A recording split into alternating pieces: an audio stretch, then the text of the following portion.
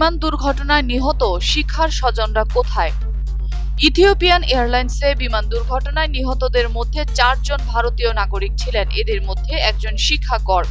তিনি জাতিসংঘে ভারতীয় সরকারে এক পরামর্শক ছিলেন।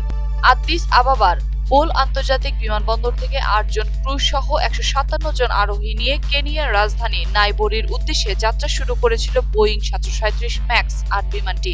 স্থানীয় সময় সকাল 8টা 38 মিনিটে উড্ডয়নের 6 মিনিট পর 8টা 44 মিনিটে বিমানটির সঙ্গে রাডারের সংযোগ বিচ্ছিন্ন হয়ে যায়। পরে আদ্দিস আবাবা থেকে 62 কিলোমিটার দক্ষিণ পূর্ব দিকের বিশোফুতো শহরের কাছে বিমানটি বিধ্বস্ত হয়। দুর্ঘটনায় 30টি দেশের নাগরিক সহ জাতিসংঘের বেশ কয়েকজন কর্মীও ছিলেন। এদিকে ঘটনার পর ভারতের তরফ থেকে 4 নাগরিকের নিহতের বিষয়টি নিশ্চিত করা হয়েছে, তবে এদের মধ্যে নিহত শিখার পরিবারের সঙ্গে যোগাযোগ করা সম্ভব হচ্ছে না। সোমবার ভারতের পররাষ্ট্রমন্ত্রী সুষমা স্বরাজ এক টুইট বার্তায় একথা জানিয়েছেন। সুষমা স্বরাজ জানিয়েছেন, তার মন্ত্রণালয় থেকে বহুবার শিখার পরিবারের সঙ্গে যোগাযোগ করার চেষ্টা করা হয়েছে। তার স্বামীকেও বারবার ফোন করা হচ্ছে, কিন্তু কোনোভাবেই যোগাযোগ করা সম্ভব হচ্ছে না। সুষমা বলেন, আমি বিমান দুর্ঘটনায় নিহত শিখা গর্গের পরিবারের সঙ্গে যোগাযোগের চেষ্টা করেছি। তার স্বামীর নাম্বারে বহুবার ফোন করা হয়েছে, কিন্তু যোগাযোগ করা সম্ভব হয়নি।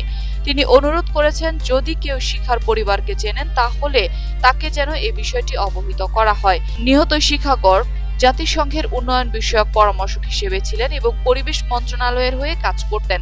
জাতিসংঘের পরিবেশ বিষয়ক একটি প্রোগ্রামে একটি সমাবেশে নাইরোবির উদ্দেশ্যে যাচ্ছিলেন শিখা। এই দুর্ঘটনায় আরো যেসব ভারতীয় প্রাণ হারিয়েছে তারা হলেন বৈদ্য পন্নাগেশ ভাস্কর, বৈদ্য হানসি আন্নাগেশ এবং নুকা ভারাপো মনীষা।